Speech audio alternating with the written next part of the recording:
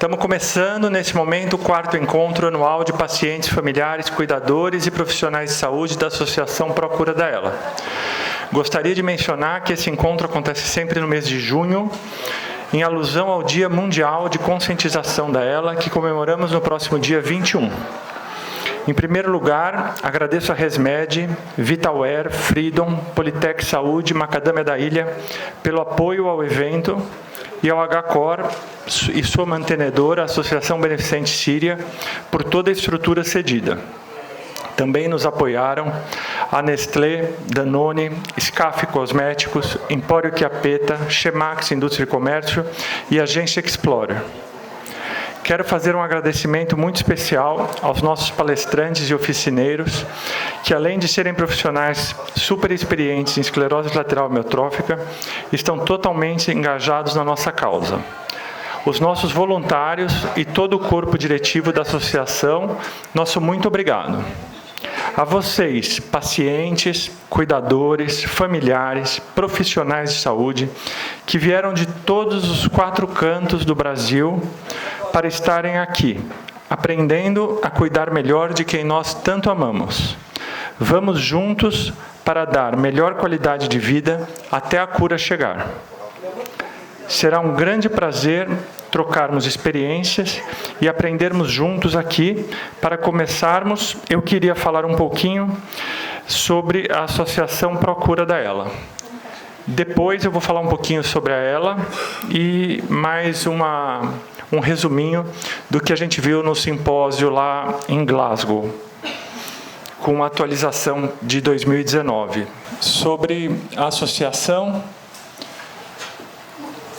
a associação existe desde junho de 2013, hoje tem 8.000 associados em sua base, conta com mais de 22.000 pessoas, entre pacientes, familiares e profissionais de saúde, na sua rede de contatos.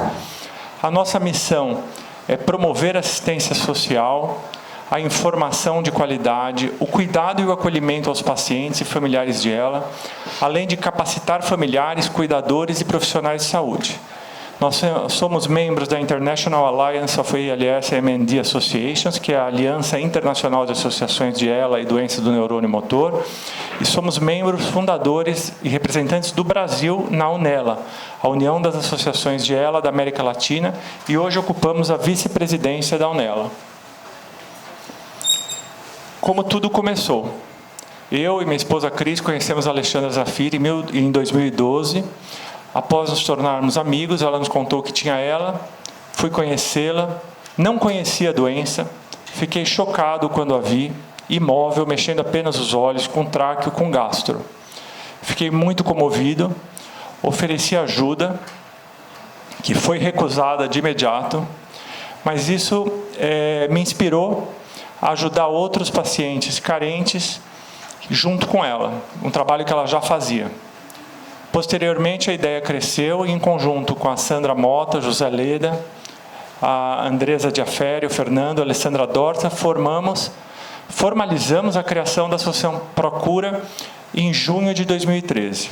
Infelizmente, a Lê nos deixou em 2016, mas o sonho se manteve vivo e estamos dando continuidade a esse projeto. A associação trabalha unicamente com voluntários, nós não temos nenhum funcionário contratado, sobrevive de doações de pessoas físicas e jurídicas, nunca recebemos nenhuma verba pública, nenhuma verba governamental. Os aparelhos que a gente tem foram todos adquiridos ou doados, eles formam o ativo da associação. Eles são emprestados aos pacientes que necessitam e não conseguem em tempo hábil pelos órgãos responsáveis.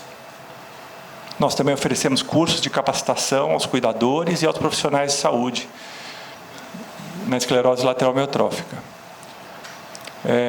Como a doença é muito limitadora, exige cuidados e tratamentos especiais, requer uma condição financeira que a maioria das famílias não tem.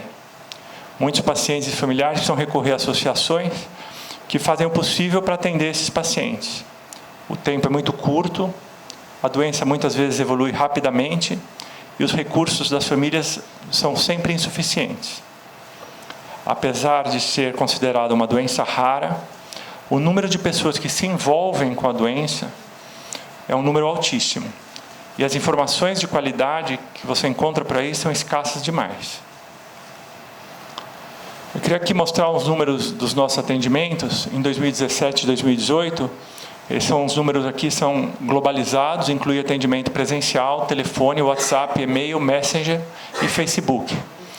Nós temos um total aqui de voluntários, entre advogados, fisioterapeutas, fono, nutri, psicóloga, TO e demais voluntários, 19 pessoas.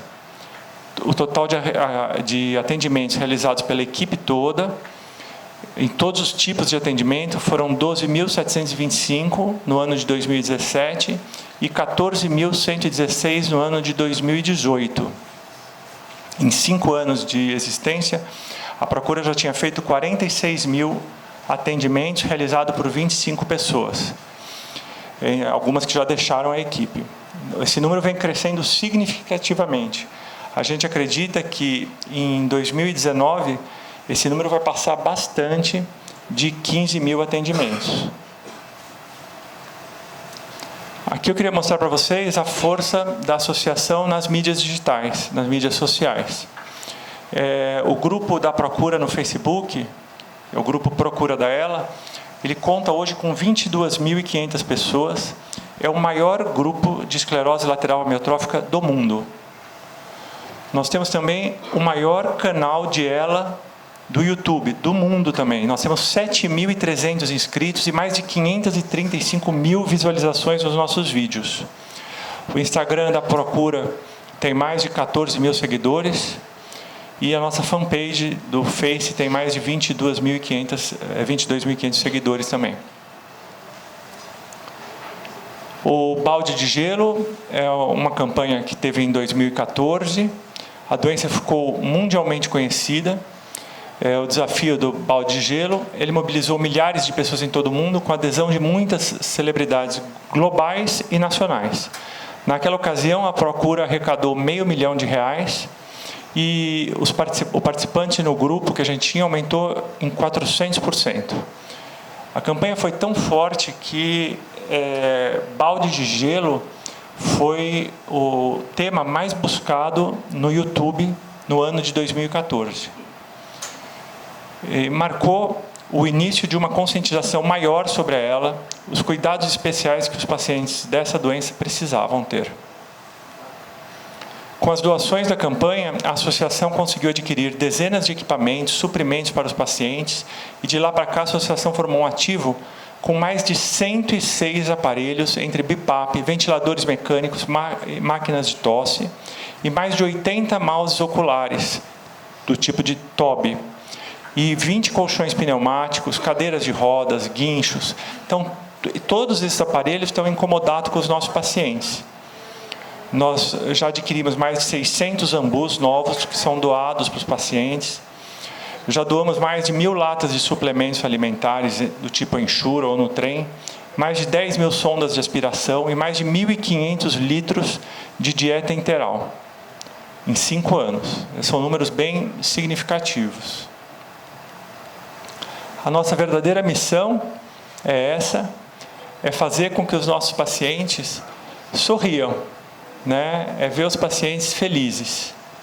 Eu acho que esse é o nosso propósito maior. Aqui é um depoimento da Silvânia. Diz que o diagnóstico de ela é um prognóstico que para muitos de nós cai como um balde de água fria nas nossas cabeças, em nossos sonhos, acabando com toda e qualquer perspectiva de vida. Tomados pelo desespero, buscamos a cura a qualquer preço, não querendo acreditar que ainda não existe cura em nenhum lugar do mundo. Precisamos ser sensatos e lutar pela vida com as armas que temos, buscando conhecimento e orientações prestadas pela associação, que visa melhorar a qualidade de vida dos pacientes. A Associação Procura da Ela mudou minha vida, com assistência e orientações, e permitiu-me ajudar também. Além da melhora na qualidade de vida, me fez útil, resgatando minha dignidade. Podemos fazer mais e, para isso, precisamos da ajuda e colaboração de todos. Paciente bem cuidado, vive mais. E é exatamente isso. Paciente bem cuidado, vive mais. Aqui a Procura, na UNELA, na Aliança Internacional, porque juntos somos mais fortes.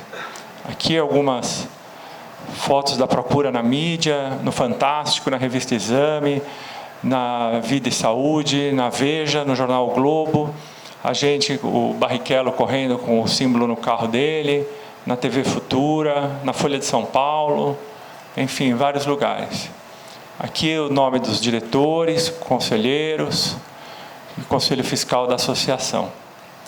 Muito obrigado. Eu queria continuar, falar um pouquinho, uma próxima apresentação, por favor, Tiago, sobre a esclerose lateral amiotrófica. Como nós não estamos com nenhum neuro presente aqui para fazer uma apresentação, fazer um breve resumo para quem ainda não está a par da doença.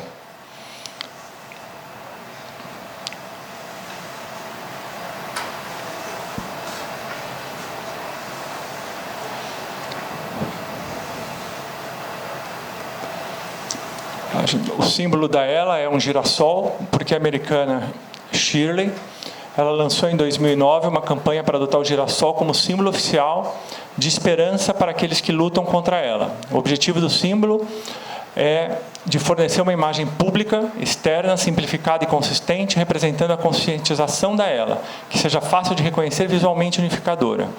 Quando eu fui diagnosticada com ela, fiquei impressionada com o fato de que não havia uma imagem comum, promovendo a conscientização de ela, disse Shirley. Não há nenhuma fita rosa, um vestido vermelho para ela, referindo-se aos símbolos de conscientização do câncer de mama, da saúde do coração.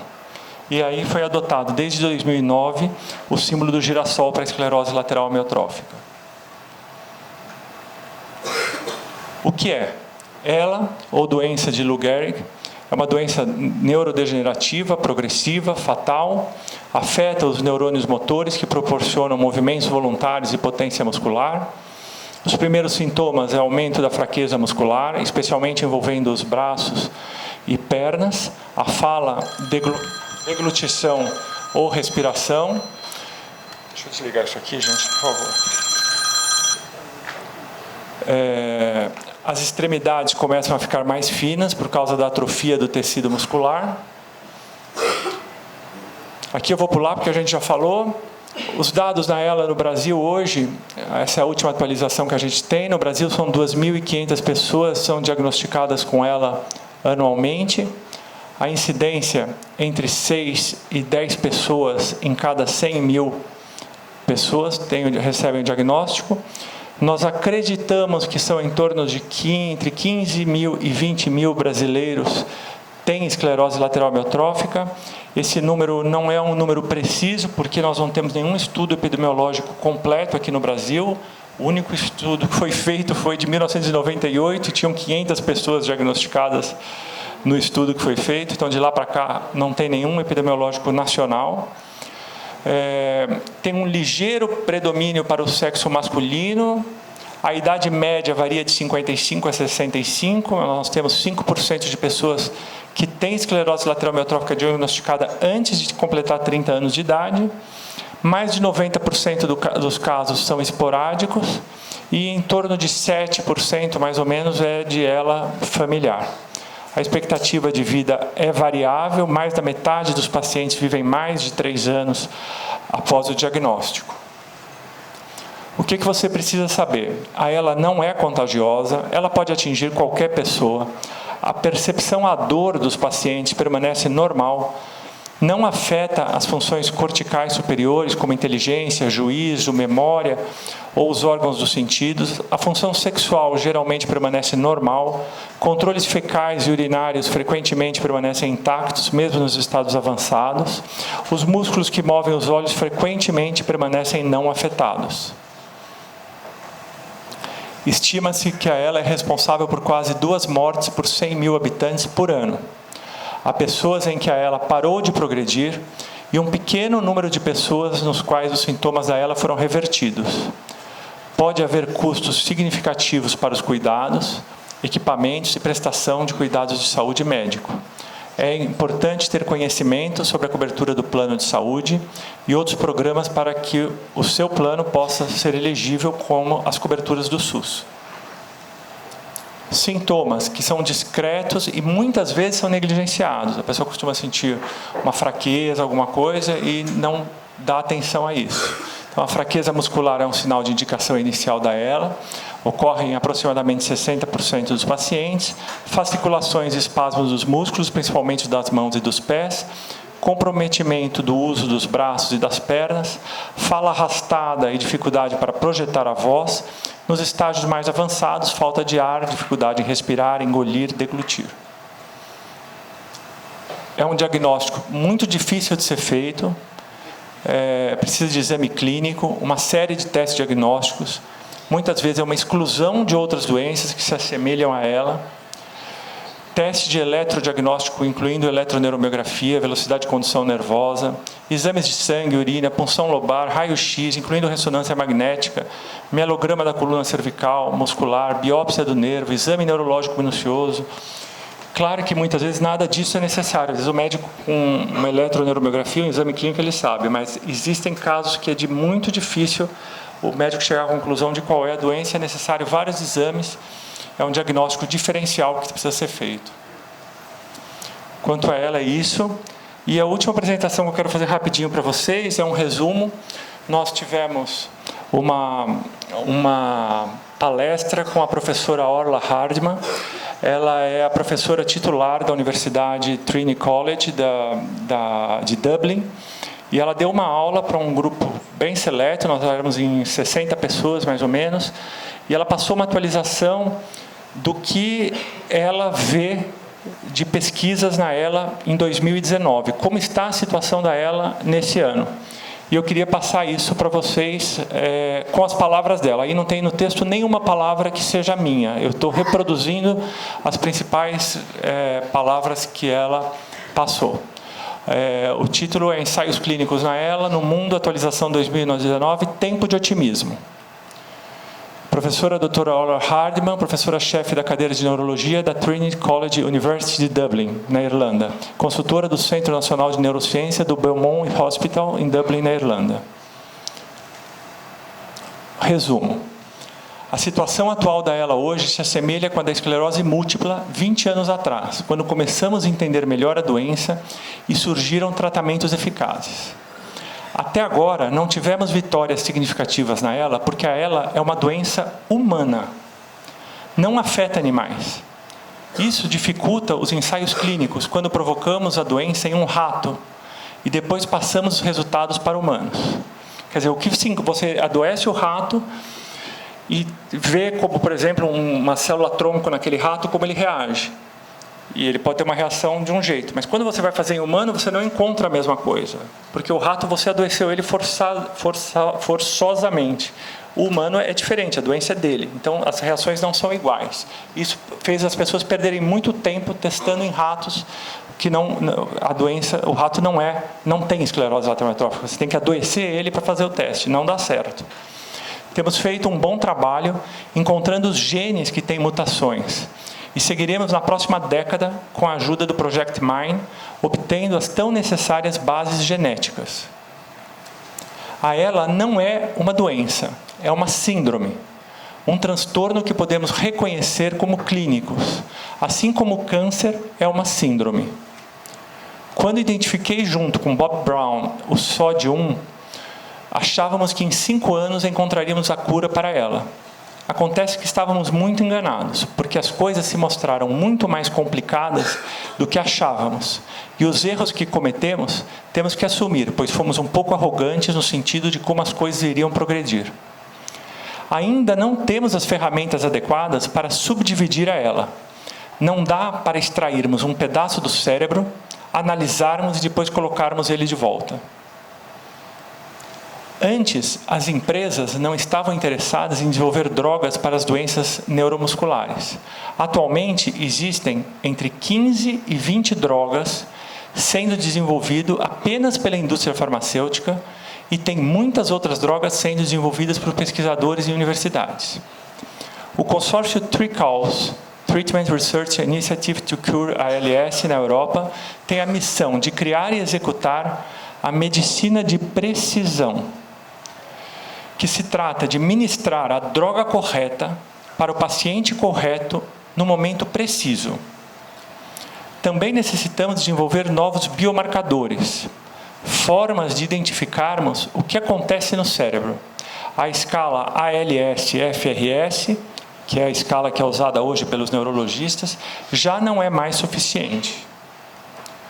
Nós, pesquisadores, estamos desenvolvendo importantes drogas independentes das indústrias farmacêuticas, como, por exemplo, Lighthouse 2, é uma droga utilizada na AIDS, o Adore, que são comprimidos de edaravone, o Prelude, que é uma espécie de lítio. E aqui eu acho que é onde ela finaliza, que é a parte mais importante.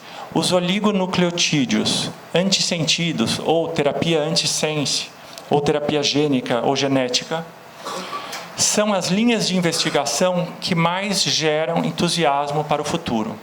Esta terapia ajudará também a subdividir ela em subgrupos. Conclusão. Com o tempo, obteremos uma combinação de novos tratamentos. Não será somente uma droga, será um coquetel de medicamentos, com ações múltiplas e múltiplas drogas com uma só ação. Considero que o futuro seja mais do que brilhante. Professora doutora Orla Hardman. Eu só queria fazer uma parte, a doutora Orla comentou que já existem 2 ensaios clínicos sobre terapia gênica, um para o SOD1, o outro para o C9orf72, de terapia gênica. Então, já estão avançados, acho que já estão em fase 2, se não me engano, e a gente ouviu lá os 3 primeiros, os top 3, né, os 3 mais importantes cientistas em ela, e os 3 bateram na mesma tecla. Hoje a gente sabe qual é o caminho que tem para a cura da esclerose lateral amiotrófica. A gente não sabe como a gente vai chegar lá ainda, porque os pacientes têm mutações diferentes, tudo, mas é a terapia antissense, é a terapia gênica. E já tem 2 estudos avançados, um para quem tem a mutação C9orf72, outro para quem tem a mutação SOD1, que estão sendo feitos por um laboratório chamado ISIS, e tem outros estudos caminhando para outras mutações. Já foram encontradas mais de 20 mutações genéticas na ELA, estão encontrando uma mutação no máximo a cada 3 meses, uma mutação nova, e é por isso que ela fala em diagnóstico de precisão. Quer dizer, o futuro qual é a mutação que você tem?